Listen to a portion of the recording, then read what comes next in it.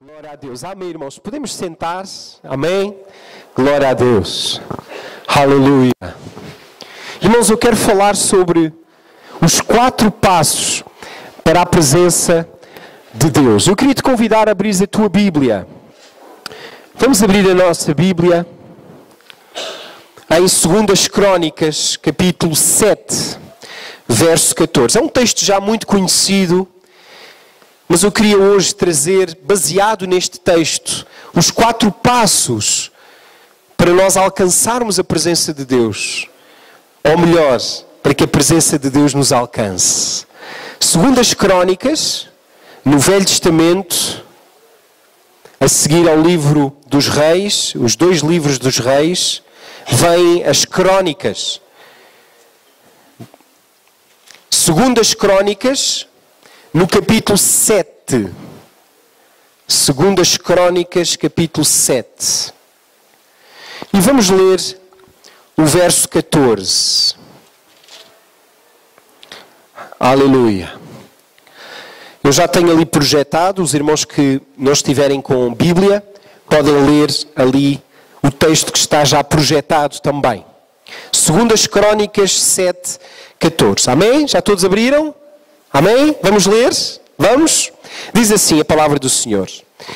Se o meu povo, que se chama pelo meu nome, se humilhar e orar e me buscar e se converter dos seus maus caminhos, então eu ouvirei dos céus, perdoarei os seus pecados e sararei a sua terra. Amém? Aleluia. Glória a Deus. Irmãos, a quem é que Deus disse isto? A Deus falou isto a Salomão e ao povo de Israel. A Bíblia diz que Salomão, ele construiu o templo ao Senhor. E Salomão, ele fez uma oração a Deus e disse: Deus, o meu pai David quis construir o templo. Aquilo que ele mais desejava era a tua presença, era a tua glória. Lembras-te quando ele trouxe a arca de Kiriat Jearim, a festa que ele fez? O que o meu pai mais quis foi a tua presença. Hoje eu, Salomão, filho dele, tive o privilégio de construir o templo com tudo o que o meu pai me deixou.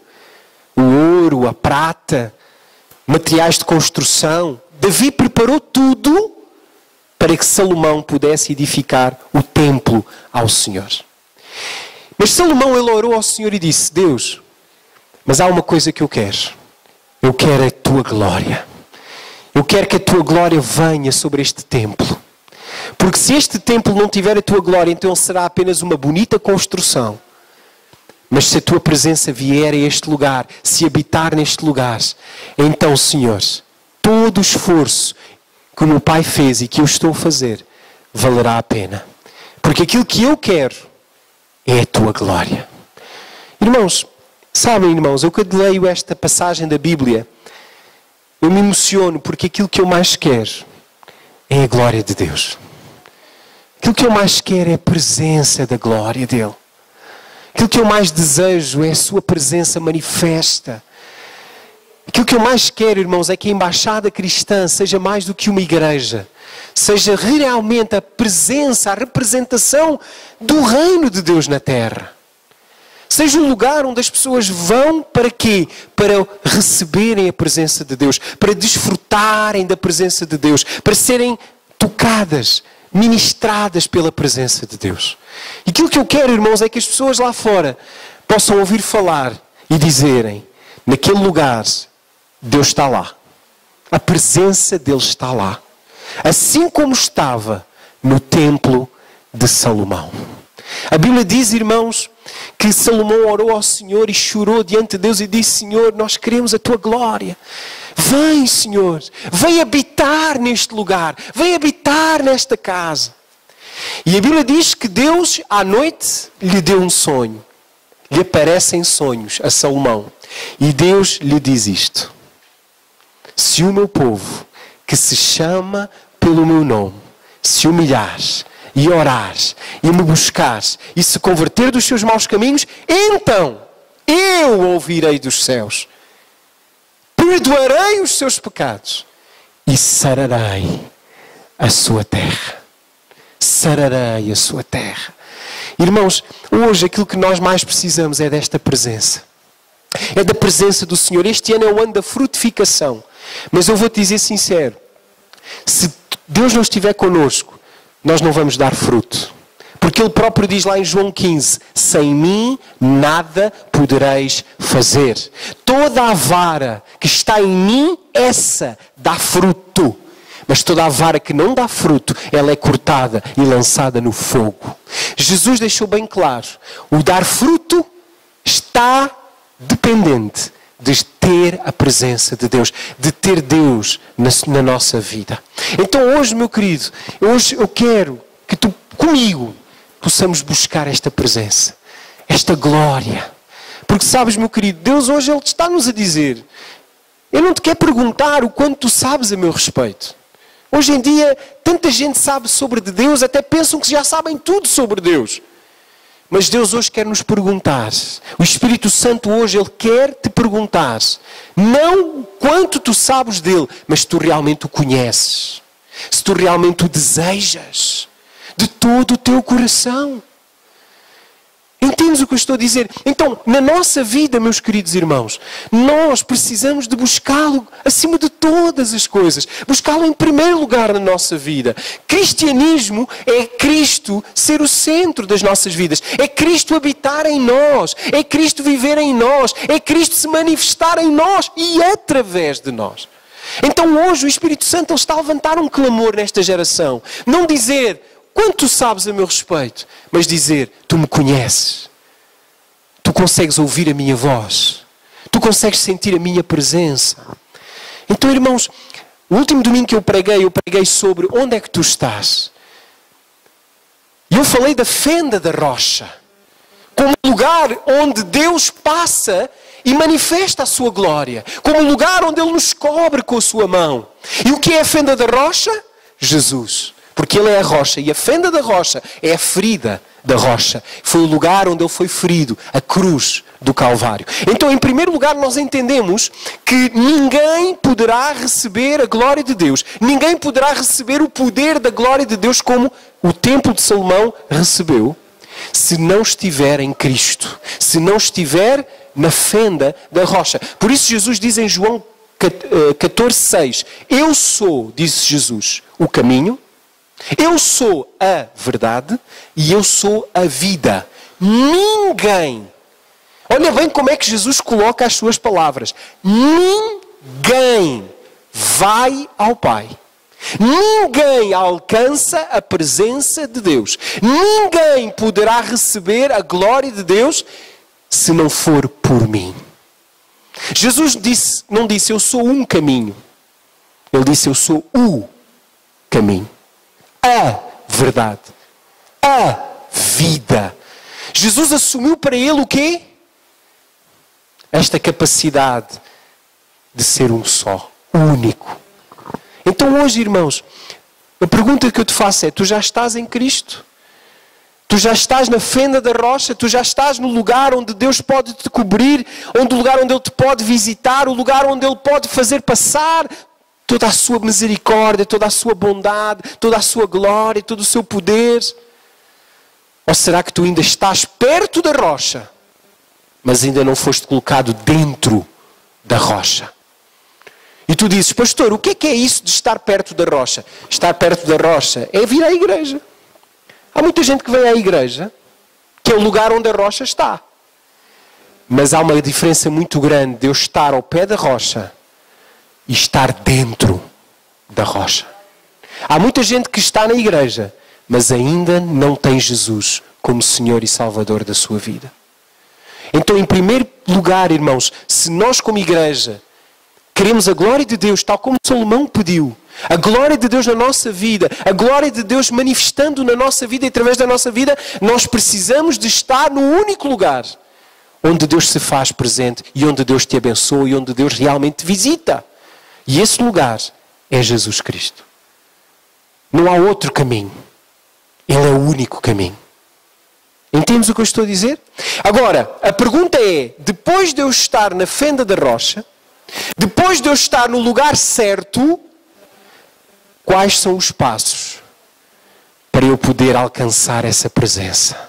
Para que eu possa viver nessa presença? Para que eu possa mergulhar nessa presença? Ao ponto de onde quer que eu vá, Deus vai. Onde quer que eu toco, Deus toca. Onde quer que eu chego, Deus chega. Onde quer que eu piso, Deus pisa. O lugar onde a presença de Deus, ela me envolve. Ao ponto de Jesus dizer, do vosso interior, rios de água viva fluirão. Rios de água viva fluirão. Irmãos, eu quero chegar a um lugar onde esses rios fluam. Eu quero entrar nas urgências de um hospital e os doentes se levantarem curados e irem-se embora. Irmãos, isso é possível. A Bíblia diz em Romanos 8, diz lá que a criação, toda a criação, espera e desespera pela manifestação dos filhos de Deus. Toda a criação está à espera que nós nos manifestemos como filhos de Deus. Então, irmãos, com isto em mente, vamos ver quais são os 4 passos. Depois de eu estar na fenda da rocha, depois de eu estar em Jesus, depois de eu ter sido batizado em Cristo, quais são os 4 passos que eu tenho que percorrer? Quais são as 4 atitudes que eu tenho que desenvolver na minha vida para que eu possa não só receber Deus, não só ter a sua glória, mas viver na sua glória? A Bíblia diz, irmãos, que quando Salomão orou ao Senhor, a Bíblia diz que a nuvem da glória de Deus desceu sobre o templo de tal maneira que os sacerdotes não conseguiram ficar de pé. A Bíblia diz que os sacerdotes, eles caíram no chão quando a glória de Deus tocou no templo. Irmãos, e aquilo que nós precisamos hoje, mais do que qualquer coisa, é essa presença da glória. É essa presença da glória, irmãos. Mas nós, como igreja, somos mais detetives do que outra coisa. Detetives porque andamos sempre à procura de saber onde Deus esteve, o que Deus fez. Há muito cristão que ainda vive na sua fé, ainda alimenta a sua fé de experiências passadas com Deus, de coisas que aconteceram há anos atrás. E quando nós dizemos, tu crês em Deus, Deus é o teu Senhor. Sim, eu lembro-me como se fosse hoje, há 40 anos atrás, o Senhor falou comigo. Irmãos, não sejas mais um detetive, não sejas mais alguém saudosista que vive no passado. Deus quer fazer algo novo hoje. Deus quer ministrar na nossa vida hoje. Ele é o manancial de águas vivas. Ele é a fonte das águas vivas. Ele é aquele que é novo e que renova a cada dia. Ele não é um reservatório. Ele é algo novo. Ele quer fazer coisas novas. Ele quer te visitar hoje. Ele quer te abençoar hoje. E por isso, irmãos, nós precisamos de, juntos como igreja e individualmente, percorrer estes 4 passos para podermos viver na presença da glória. Irmãos, e é aquilo que eu quero. É aquilo que eu quero para mim e aquilo que eu quero para vocês. Aquilo que eu quero é que todos vocês possam ser tomados pela presença da glória. Tomados pela sua presença. Tomados pelo seu poder, tomados pela sua santidade, pela sua glória. Porque, irmãos, a Bíblia diz que Ele nos criou para sermos o quê? Templo, santuário, casa da sua presença. Deus quer habitar em nós. Deus quer se fazer conhecido através de ti, através de mim. Lá no teu trabalho, lá na tua escola, lá na tua família, Deus quer se dar a conhecer através de ti. Por isso a Bíblia diz que Ele quer fazer de ti seu filho, porque Ele quer que tu o manifestes em nome de Jesus. Então, irmãos, com isto em mente, vamos ver então os 4 passos para nós podermos alcançar e permanecer na glória de Deus. Então, em primeiro lugar, eu vou passar aqui. Primeiro ponto, buscar a Deus. Primeiro passo é nós como cristãos buscarmos a Deus. E tu dizes assim, pastor, mas isso não é óbvio? Infelizmente não é óbvio. Há muita gente que é cristão, que vem à igreja, que já fez uma decisão por Jesus. Alguns até já são batizados. Até exercem ministério na igreja, mas não têm o hábito de buscar a Deus, de clamar pela sua presença, de desejar ter um tempo a sós com o Senhor.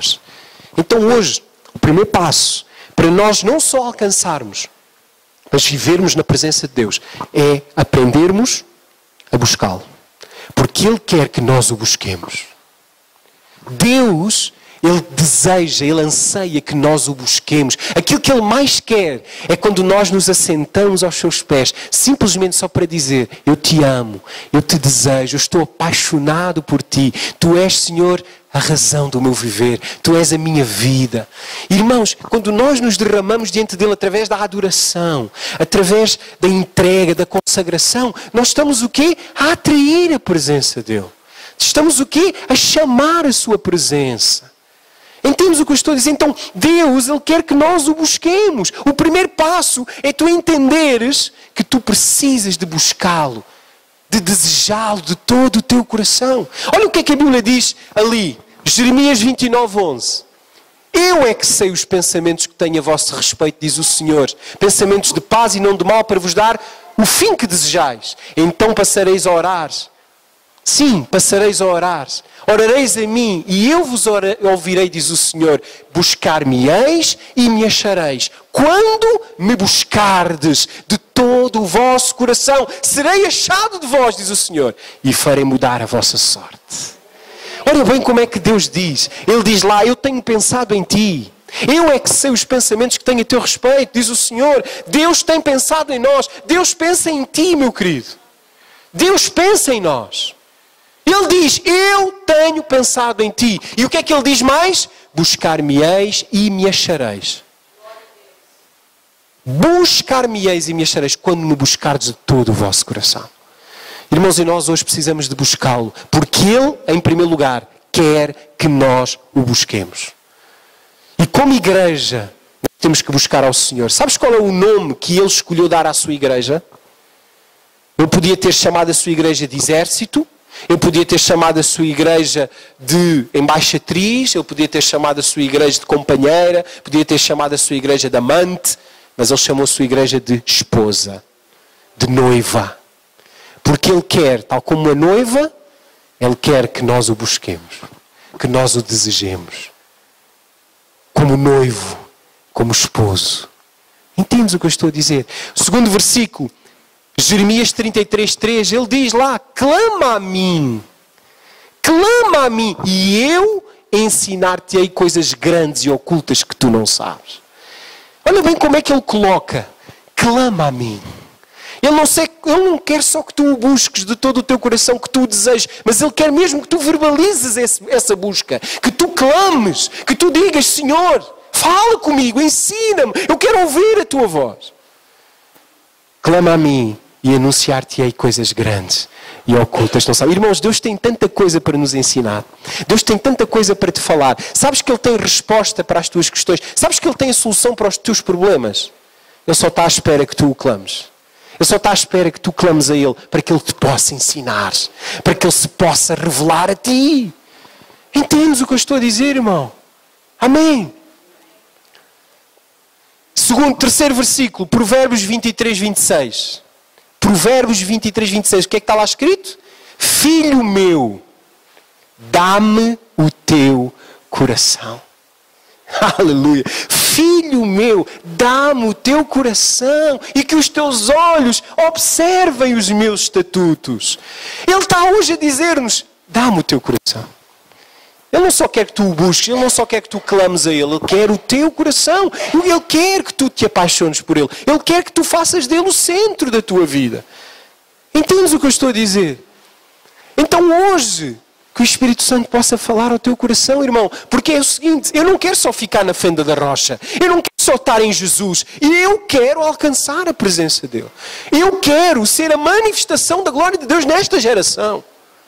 Eu quero que a minha sombra cure os enfermos. Eu quero que a minha roupa a ser colocada sobre o enfermo e ele seja curado. Porque isso está escrito, não é invenção.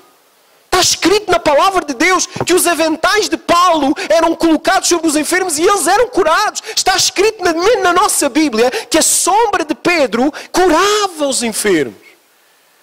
Está escrito, irmãos, na palavra de Deus. Mas isso eu não tenho visto. Porquê, irmãos? Porque as pessoas não querem estar na fenda da rocha, mas não querem percorrer estes 4 passos. O primeiro é buscar a Deus. Desejar a Deus, buscá-lo de todo o nosso coração, porque Ele quer que nós o busquemos. E Apocalipse 3:20, o que é que diz? Eis que estou aonde? À porta. E bato. Se alguém ouvir a minha voz e me abrir a porta, eu vou entrar. Ouve bem o que Ele diz. Eu vou entrar na sua casa. Eu vou cear com Ele. E Ele comigo. Ele tem um banquete para nós, mas Ele só nos vai dar se nós deixarmos Ele entrar.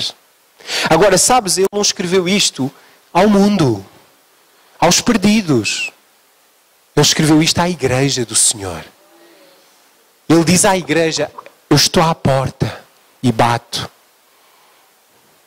Eu ouvi uma história há um tempo atrás de um grande homem de Deus americano, do norte da América, um pastor muito conhecido pela sua pregação, pelo seu ensino. E uma igreja do sul dos Estados Unidos, de Dallas, eles ouviram falar desse pastor e convidaram-no para ir pregar à sua igreja. Isto é uma história verdadeira, irmãos. Esse pastor recebeu o convite e achou estranho. Ele disse, uma igreja do sul, ainda por cima de Dallas, a convidar-me a mim, porque ele era afro-americano. E no sul dos Estados Unidos, muitas igrejas, infelizmente, são preconceituosas. Porque há uns anos atrás havia a igreja dos brancos e havia a igreja dos negros. Então esse leuma de preconceito ainda existe até hoje. E ele achou estranho, mas ele disse, olha, esta vai ser a grande oportunidade de eu fazer a diferença.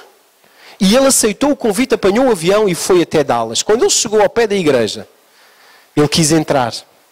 Mas à porta da igreja estava um segurança. Não era o porteiro, era um segurança.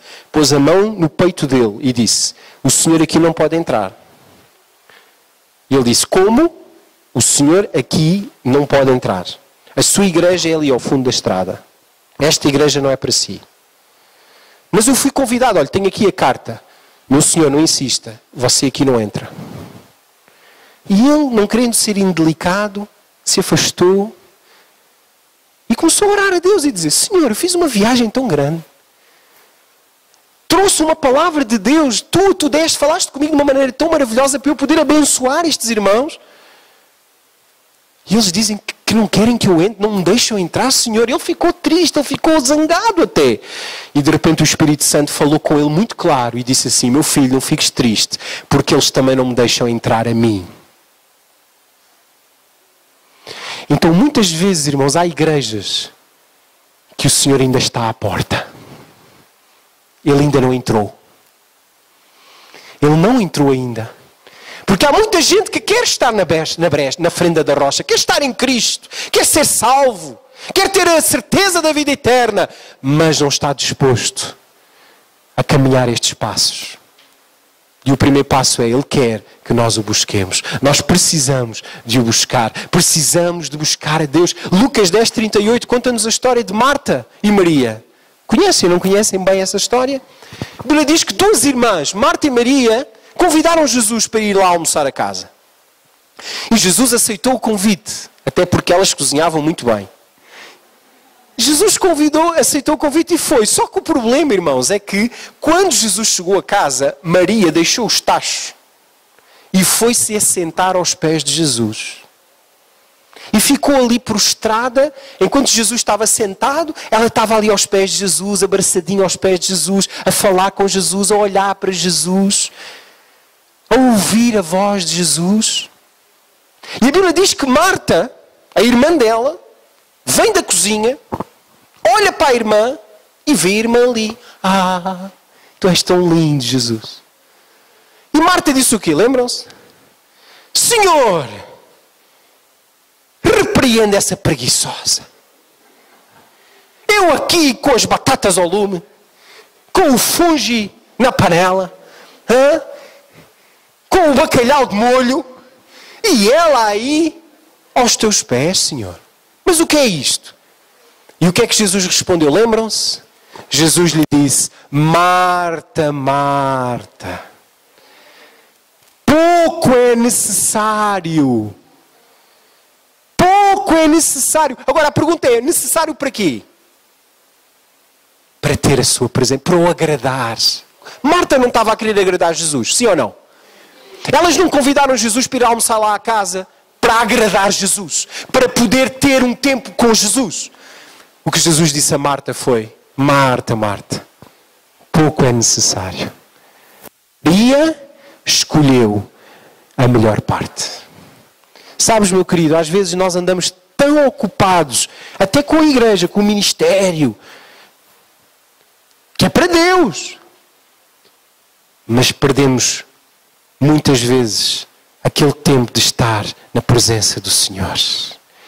Deixamos muitas vezes o que é urgente tomar o lugar do que é realmente importante. E isso aplica-se, irmãos, ao nosso relacionamento com Deus, mas também ao nosso relacionamento com os nossos filhos, com o nosso marido, com a nossa esposa, com a nossa família. Quantas vezes as mulheres, o marido está em casa ao sábado, trabalha a semana inteira, ele está lá no sofá, ali, sem fazer nada, à toa. E a mulher, em vez de estar a aspirar a casa, a fazer as camas, a limpar o chão, podia estar ali a desfrutar da presença do seu marido. A minha esposa está aí? Não. Não está. Estou a gravar a mensagem. Amém. Amém. Entendem o que eu estou a dizer, irmão? Às vezes nós deixamos o que é urgente tomar lugar do que é importante. E foi o que Maria fez. Maria, irmãos, cá para nós, se Jesus um dia entrasse na minha casa, meu querido, eu deixava as panelas, eu queria estar com Ele. Não é verdade, meus queridos? Quando Maria viu Jesus, ela não resistiu.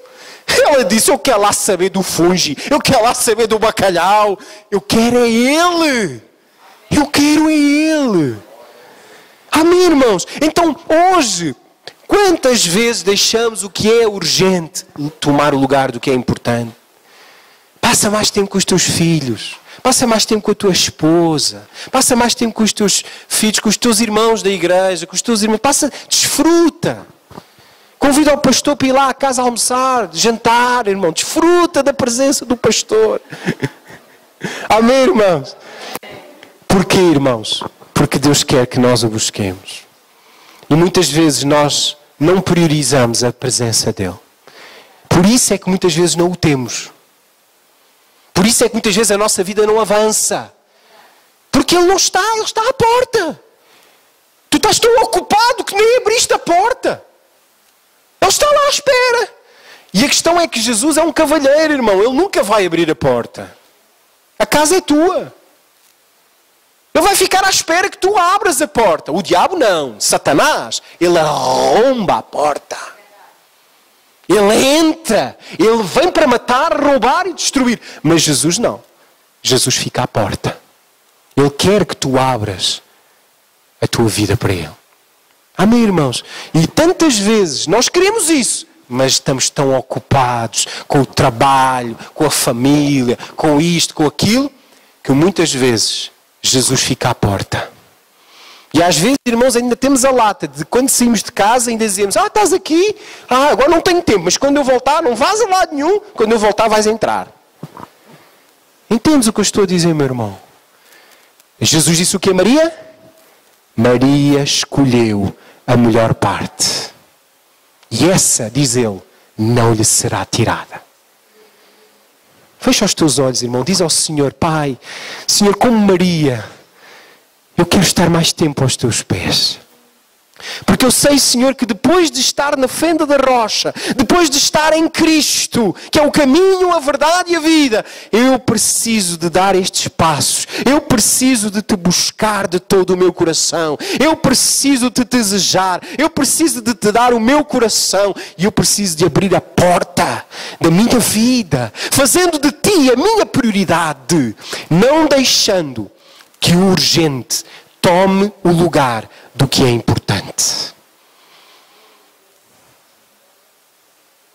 diz ao Senhor: Pai, eu peço-te perdão, Senhor, todas as vezes que eu deixei urgente tomar lugar do que verdadeiramente é importante. Tantas vezes que eu perdi tempo com coisas tão fúteis e nem consegui estar 5 minutos de joelhos diante da tua presença. Deus quer que nós o busquemos. Aleluia, Jesus. Aleluia. Glória a Deus. Amém, irmãos. Glória a Deus. Segundo ponto. Converter-nos dos nossos maus caminhos. O que é que ele diz lá? Se o meu povo, que se chama pelo meu nome, se humilhar, orar, buscar e se converter dos seus maus caminhos, então eu ouvirei dos céus. Amém? Então o segundo passo é converter dos maus caminhos. Irmãos, como é que eu me converto dos meus maus caminhos? Primeiro, arrependimento. Arrependimento. Sabes, irmão, há muita gente que troca e confunde arrependimento com remorsos. Sabes o que é um remorso? É quando alguém fez alguma coisa que se arrependeu. Mas ele não se arrependeu de ter feito aquilo. Ele arrependeu-se foi das consequências daquilo que ele fez. Então o que é que acontece? Ele está triste, ele sente-se mal, mas ele não muda. Porquê? Porque ele não se arrependeu, ele sentiu remorso. Enquanto que o arrependimento, a palavra grega é metanoia, que significa mudança de pensamento. Arrependimento no grego dá-nos a ideia de alguém que estava a caminhar nesta direção, para e começa a caminhar numa direção oposta. Por isso é que Paulo diz: quem rouba, não roube mais. Quem pecava, não peque mais. Quem adulterava, não adultere mais. Quem mentia, não mentia mais. O que é isso? Arrependimento. Remorso, sabes o que é? É alguém que mente. Ai, Senhor, eu menti. Volta a mentir. Eu menti. Volta a mentir. Eu menti. É remorso. Arrependimento implica mudança de atitude. E não é o remorso que traz a presença de Deus. É o arrependimento. E a Bíblia diz-nos lá em Mateus 3, 1 a 3. João Batista, ele... Quem é João Batista? Perguntaram um dia a João Batista: quem és tu? És tu o Messias? És tu o Cristo? E João Batista disse o quê? Eu não sou o Cristo. E eles disseram: então quem és? E ele disse: eu sou a voz daquele que clama no deserto: endireitai o caminho do Senhor. E o que é que João Batista fez? Qual era o ministério de João Batista? João Batista. O que é que ele fazia? Batizava. O batismo do arrependimento. O que é que ele fazia? Ele estava no Rio Jordão e ele dizia às pessoas: venham, quem se arrepender, quem quiser mudar de vida, quem quiser Deus na sua vida, venha até ao Rio Jordão para ser batizado. Irmão, eu já lá estive. Num lugar onde João Batista batizava as pessoas. Irmão, é longe de Jerusalém. Mas quando eu digo longe, é muito longe. As pessoas vinham de Jerusalém porque elas verdadeiramente se arrependeram. Então, entenderam? Quando elas não queriam mais viver aquela vida. Então elas vinham de Jerusalém e elas iam até ao Rio Jordão, onde João Batista os batizava para arrependimento. Agora, deixa-me dizer uma coisa. Quando João Batista preparou o caminho do arrependimento, quando ele estabeleceu o caminho do arrependimento, quem é que veio a caminhar por esse caminho? Lembram-se? Quem é que veio? Que de repente João Batista estava a batizar as pessoas. Próximo. De repente. O que é que estás aqui a fazer? E Jesus disse: João, calma. Batiza-me. E João disse: eu? Quem sou eu? Eu não sou digno nem de levar as tuas sandálias.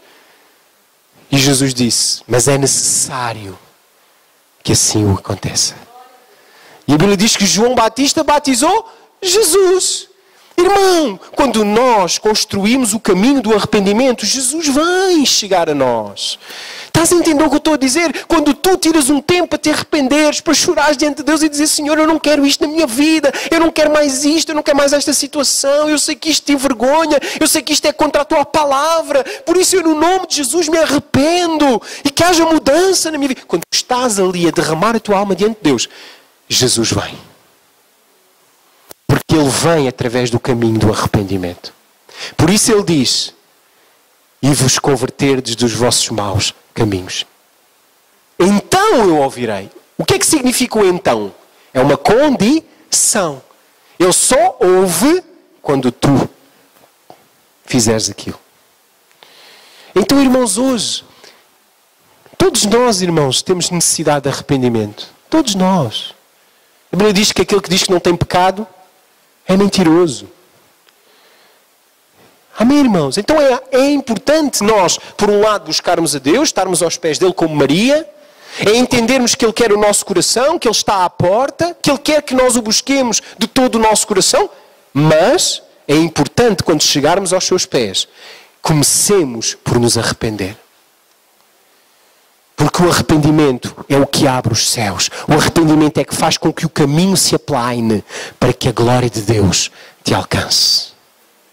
Entendes o que eu estou a dizer, meu querido? Amém? Então, arrependimento. Segundo, santificação. Como é que eu me converto dos meus maus caminhos? Primeiro, arrependendo-me, mudando de atitude. E segundo, através da santificação. Olha ali, Hebreus 12:14. Abre lá a tua Bíblia. Hebreus 12:14, o que é que diz? Segui a paz com todos. Sujeitai-vos a Deus. Segui a paz com todos e a santificação, sem a qual ninguém verá o Senhor. Irmão, não sou eu que digo, é a Bíblia. Tu queres Deus na tua vida? Queres ver Deus na tua vida? Queres ver Deus a agir no teu casamento? Queres ver Deus a agir na tua família? Queres ver Deus a agir na tua conta bancária? Queres ver Deus a agir na tua saúde? Sem santificação, ninguém verá o Senhor. Está escrito. Segui a paz com todos e a santificação. Sem a qual ninguém verá o Senhor. E sabes, irmão, santificação implica obediência. Santificação é o quê? Obedecer à palavra de Deus. É eu mudar a minha vida consoante a palavra. É eu conformar a minha vida à palavra. Por isso a Bíblia diz em Romanos 12:2. Diz lá assim: transformai-vos pela renovação da vossa mente. Não vos conformeis com este século, com este mundo, mas transformai-vos pela renovação da vossa mente para saberes qual seja a boa, perfeita e agradável vontade de Deus. O que é conformar? O que é a palavra conformar? É com a forma de... Por exemplo, as irmãs, quando vão fazer um bolo,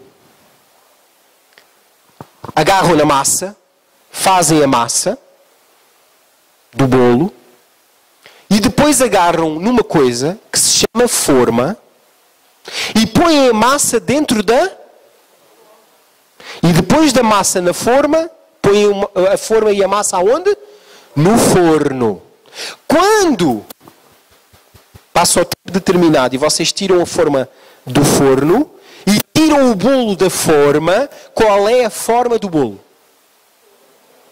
Qual é a forma do bolo? A forma da forma. Se a forma for uma estrela, o bolo vai ter a forma de... Se a forma for redonda, o bolo vai ser... Se a forma for quadrada, o bolo vai ser... Não vos conformeis com o mundo. Não entrem na forma do mundo. Não tomem a forma do mundo. Não pensem como o mundo pensa. Não agem como o mundo age. Não desejem o que o mundo deseja. É o que Paulo está a dizer. Mas transformai-vos pela renovação da vossa mente. Estão a entender o que eu estou a dizer? Qual é a forma do homem? É a mente. O nosso espírito vai tomar a forma da forma. Estão a entender o que eu estou a dizer? Por isso Paulo diz, transformai a forma. Para não tomares a forma do mundo. Estão a entender o que eu estou a dizer? Então, neste sentido, irmãos, nós precisamos de entender que santificação, ela é o processo de separação do mundo em obediência à palavra, tomando a forma da palavra, sendo o que a Bíblia diz que eu sou, fazendo o que a Bíblia diz que eu faço e tendo o que a Bíblia diz que eu tenho. E não mais tomando a forma do mundo, pensando como o mundo, agindo como o mundo, desejando o que o mundo deseja e amando o mundo. Porque a Bíblia diz que aquele que ama o mundo, o amor do Pai não está nele. Entenderam a diferença? Então, santificação implica obediência à palavra de Deus. E essa obediência vai nos fazer o quê? Transformar segundo a sua palavra. Estão a entender o que eu estou a dizer? Então, sem santificação, ninguém verá o Senhor. Irmãos, um exemplo disso é Davi, o rei Davi. O rei Davi era um homem segundo o coração de Deus. Era alguém que estava desesperadamente apaixonado por Deus. Em 1 Crônicas 15, conta a história de Davi, quando ele descobriu onde estava a Arca da Aliança. Sabem qual é a Arca da Aliança? Era o objeto que Deus disse a Moisés para construir, que representava a presença de Deus. A glória de Deus estava ali naquele objeto. Ok? Quando Davi descobriu onde estava a arca, Davi ficou muito feliz. A Bíblia diz que ele fez uma festa. Ele chamou todo Israel. E foram todos até ao lugar onde a arca estava, para trazer a arca para Jerusalém. Porque Davi dizia o seguinte: a presença de Deus tem que estar no centro da nação. Então Davi foi. E o que é que Davi pensou? Davi disse: eu quero tanta presença de Deus que eu vou homenagear Deus. E como é que eu vou homenagear Deus? Eu vou preparar um carro top, com 2 bois cevados. Isto eram bois que depois de chegarem a Jerusalém seriam mortos em sacrifício a Deus. Portanto, eram bois que foram logo à nascença separados para o culto ao Senhor. Vou agarrar nesses 2 bois, vou preparar um carro novo, vou colocar a arca sobre o carro e vou transportar a arca do Senhor como se fosse o rei. Porque ele merece toda a glória. Eu, que sou o rei, não vou no carro. Eu vou ao lado do carro, mas o Senhor vai no carro. Irmãos, olhem para mim. Isso é bom ou não é bom? É honra ao Senhor. É pôr Deus aonde? No lugar de exaltação. E ele humilhou-se. Mas sabes o que aconteceu, irmão? A Bíblia diz que os bois tropeçaram. Uzá e Aiô, 2 servos de Davi que estavam um ao lado da arca, outro para protegerem a arca. A Bíblia diz que Aiô e Uzá estendeu a mão para agarrar a arca, porque a arca ia caindo. E a Bíblia diz que quando ele tocou na arca, morreu. E Davi mandou parar tudo. E Davi disse: Senhor, o que é isto? Eu quero trazer a tua glória. E o resultado é morte. E a Bíblia diz assim: quem é que mora aqui mais perto? E houve um senhor que se chamava Edom, disse assim: como? Quem mora aqui mais perto? Eu sou o rei, exijo. Quem mora aqui mais perto, diga. E o homem, coitado, disse: eu moro. Por quê? A arca vai ficar na tua casa. Na minha? Eu tenho crianças, rei. Miúdos, crianças. Não pode. Eles tocam e morrem. Estás a ver? E o rei disse: não, é mesmo na tua casa. E pôs a arca na casa de Obed-edom. E foi fazer o quê? Sabes o que é que Davi foi fazer? Foi se vestir de saco. Foi se humilhar diante de Deus. E foi ler a palavra. Porque ele não tinha lido a palavra. E quando ele estava ali, durante alguns meses, diz a Bíblia que a arca teve 3 meses na casa de Obed-edom. Não foi 1 mês, nem 2, nem 3. 3 meses que Davi teve a oração em jejum para perceber porquê que ele não conseguiu trazer a presença. 3 meses. Até que ele de repente leu lá na Bíblia que a arca do Senhor só poderia ser transportada sobre o ombro dos levitas. E aí Davi disse: Senhor, perdoa-me. Perdoa-me, Senhor. Porque eu estava a transportar a arca de uma forma errada. E o que é que aconteceu, irmão? A Bíblia diz que Davi chamou toda a gente. Chamou os sacerdotes, os levitas, e disse assim a eles: santificai-vos. Porque hoje nós vamos buscar a arca. Porque hoje o Senhor falou comigo e disse como é que Ele quer que eu transporte a arca. E nós vamos lhe obedecer. Irmão, o que é que isto nos ensina?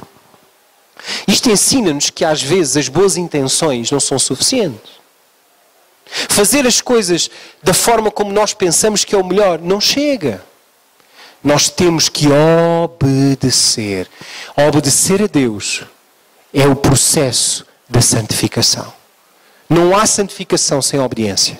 E a obediência significa o quê? Estar sujeito à palavra de Deus. E a Bíblia diz, irmão, que quando eles chegaram à casa de Obed-edom, eles ficaram parvos. Sabes porquê? Na casa de Obed-edom nasceu uma fonte, no meio da casa dele, ao lado da arca. Uma fonte. Irmãos, Obed-edom foi o primeiro homem da história a ter água canalizada em casa. Ele só abria a torneira e saía água. Não tinha que ir buscar a água, quilómetros distante. Já pensaste a bênção? Hã? Então, irmão, quando nós temos a presença de Deus, as coisas fluem.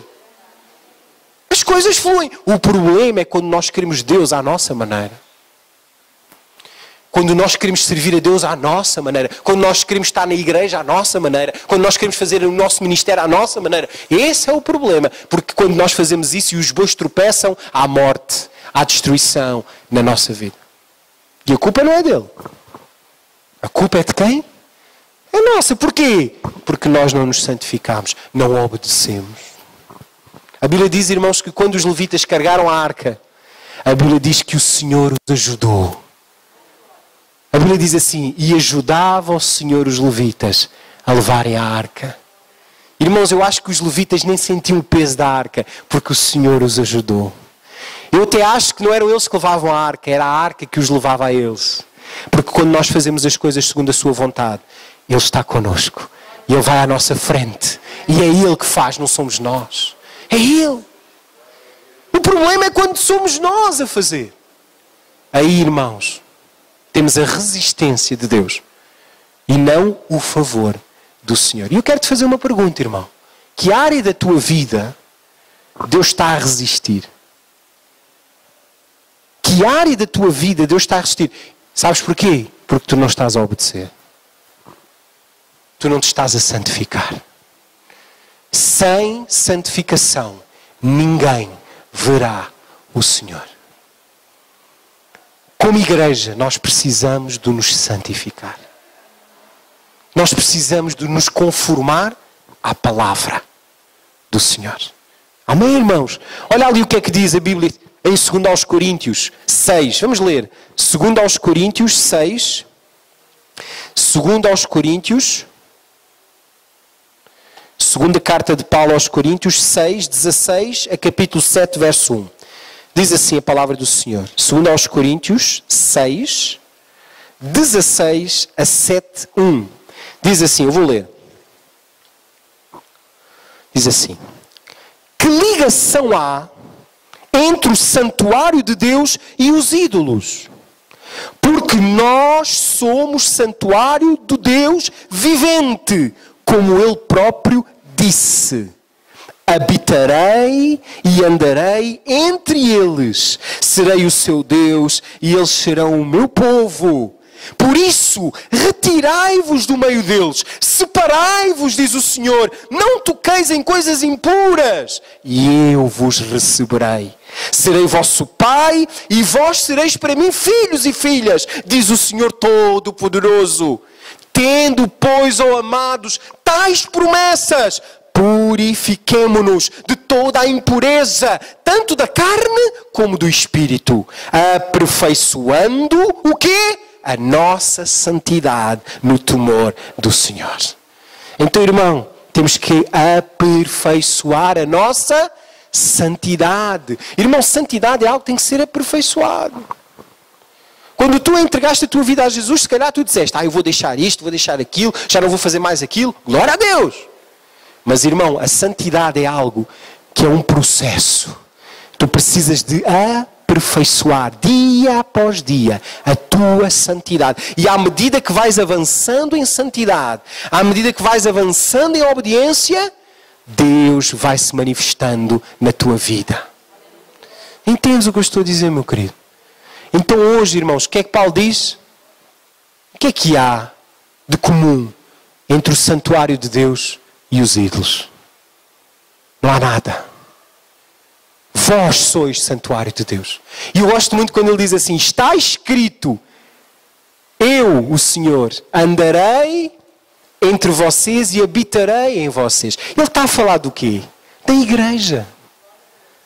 Qual é o lugar onde ele habita e ao mesmo tempo anda no meio deles? É a igreja, porque Deus está em nós, mas Deus também habita e se move entre nós. Então, Deus, Ele está a falar da sua igreja, Ele está a dizer que Ele habitaria em nós e andaria entre nós. Então hoje, meu querido, a questão que eu te coloco é, que área da tua vida tu precisas de santificar hoje? O segundo passo é converter dos nossos maus caminhos. Isso implica arrependimento e santificação. Então, irmão, o segundo passo, há necessidade de tu dizeres que coisas na minha vida eu preciso de deixar. Que decisões na minha vida eu tenho que tomar para que eu possa caminhar mais próximo da presença do Senhor. Amém? Terceiro lugar, se humilhar. Diz lá, não é? Se o meu povo, que se chama pelo seu nome, se humilhar. Humilhar é o terceiro passo, irmão. E o que é humilhar? Humilhar é morrer para nós mesmos. Humilhar é nós nos reduzirmos. Como a Bíblia diz que João Batista disse, é necessário que eu diminua e que ele cresça. Irmãos, morrer para nós mesmos implica nós nos humilharmos, nós morrermos, nós diminuirmos para que ele possa crescer. Entendes o que eu estou a dizer, irmão? Morrer implica isso. E porquê é que nós temos que morrer? Porquê é que humilhar tem muito a ver com morrer? A Bíblia diz lá em Êxodo 33, 17 a 20, Moisés, ele diz a Deus, Deus, rogo-te, mostra-me a tua glória. Eu quero ver a tua glória. Eu quero ver a tua face. Lembram-se da história? Nós pregámos isto há 2 domingos atrás. E o que é que Deus disse a Moisés? Deus disse assim a Moisés, nenhum homem poderá ver a minha face e continuar vivo. Está lá em Êxodo, se quiseres podes abrir e ler. Deus diz assim a Moisés, Moisés, nenhum homem poderá ver a minha face e ficar vivo. Nenhum homem. Então, irmãos, o que é que nós entendemos aqui? Um princípio. Um princípio espiritual que é, para eu ver Deus na minha vida, eu tenho que morrer. Agora, esta morte não é literal no sentido físico, embora quando tu morres vais também ver Deus, mas a questão aqui é, enquanto estás vivo, tu morreres para ti mesmo. Estás a ver? Tu negaste a ti mesmo, como diz a Bíblia em Lucas 9:23, diz, morrer implica levar a cruz negando a nós mesmos. O que é que diz lá em Lucas 9:23? E disse a todos, quem quiser vir após mim, negue-se a si mesmo. Tome cada dia a sua cruz e siga-me. Então, morrer para mim mesmo implica negar-me a mim mesmo. O que é negar a mim mesmo? É negar a minha vontade. É negar a minha vontade. Quantas irmãs aqui, quando estão a fazer dieta, aqui as irmãs não precisam, não é? De fazer dieta. Ninguém precisa aqui. Mas no passado algumas fizeram dieta. Irmão, quando vocês estavam lá perante aquele chocolate, não é? E olharam para o chocolate e disseram, ai, que vontade de comer este chocolate. Mas por causa da dieta, o que é que vocês decidiram fazer? Negar a vocês mesmas. Como é que vocês negaram? Disseram o quê? Não, vou beber um copo com água, mas eu não vou beber, não vou comer o chocolate. Certo? Tu entendeu o que eu estou a dizer, irmão? O que é negar a mim mesmo? É quando eu nego um desejo meu. Eu tenho o desejo de, mas como aquele desejo é mau, ou não se coaduna com os meus objetivos, então eu o quê? Nego o meu desejo, nego-me a mim mesmo. Jesus está a dizer o quê? Se alguém quer vir após mim, negue-se a si mesmo. Toma a sua cruz e siga-me. Entendes o que eu estou a dizer, irmão?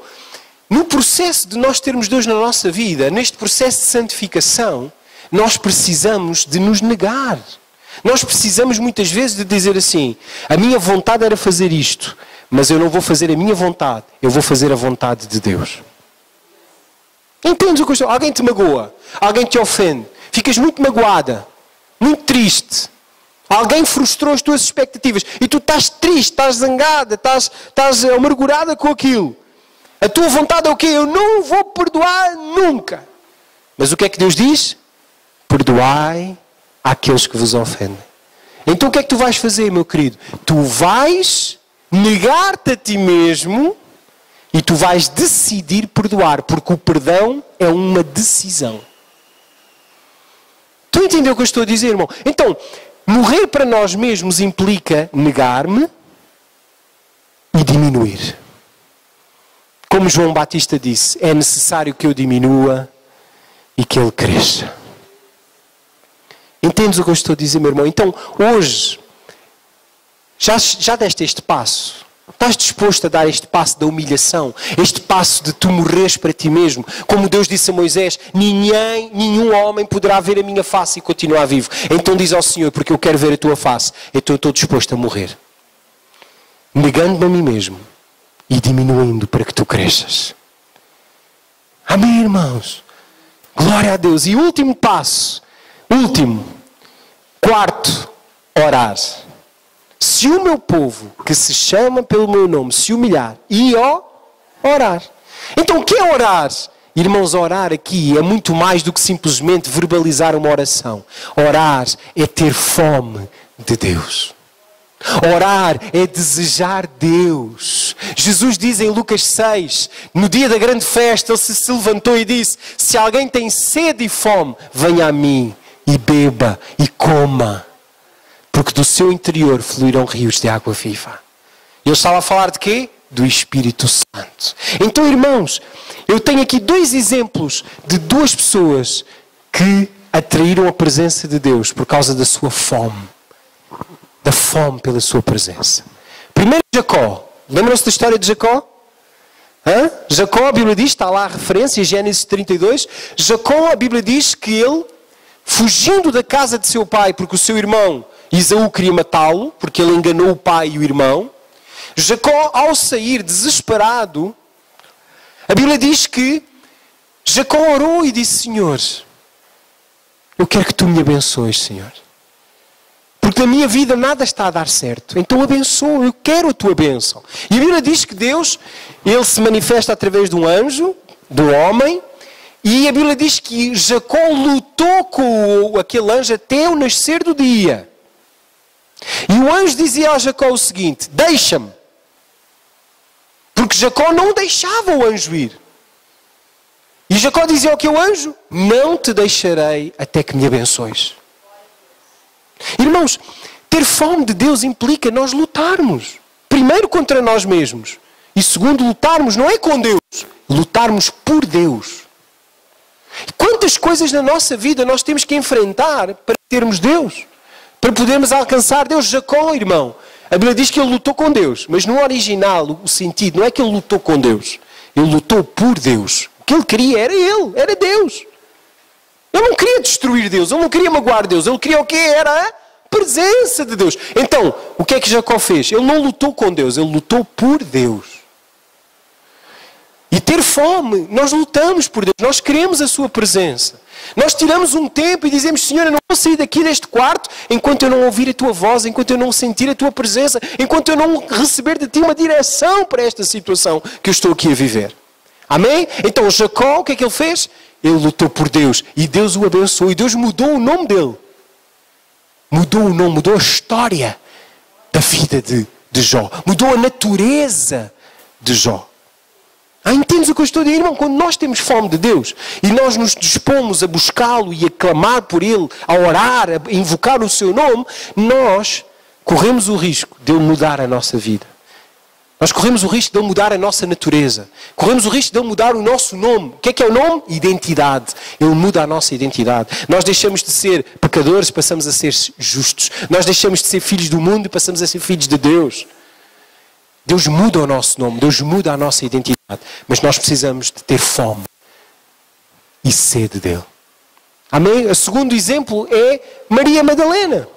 Lembram-se da história em João 20, do 1 a 18? A Bíblia diz que Jesus morreu, foi sepultado, e as mulheres, assim que o dia de domingo apareceu, porque eles no sábado não podiam sair de casa, o que é que aconteceu? Maria foi ao sepulcro. O que é que aconteceu? Quando ela entrou no sepulcro, não viu lá Jesus. Jesus tinha ressuscitado. Jesus ressuscitou. Não estava lá. Agora, o interessante, irmãos, é que Maria, as outras mulheres foram-se embora. Mas Maria ficou lá. Os discípulos vieram, Pedro e João vieram, viram. A Bíblia até diz que Pedro creu, ou melhor, que João creu, e foram embora. Mas ela ficou. Ela ficou lá, irmãos. E o que é que ela fazia lá? Lembram-se? Ela chorava, ela dizia, levaram o meu Senhor, eu quero o meu Senhor, eu desejo o meu Senhor. Irmãos, a Bíblia diz-nos que neste momento, quando Maria estava a chorar, Jesus tinha ressuscitado, mas Jesus ainda não tinha ido ao Pai. Diz isso, a Bíblia claramente diz isso. Jesus, ele estava em trânsito. Sabe o que é trânsito?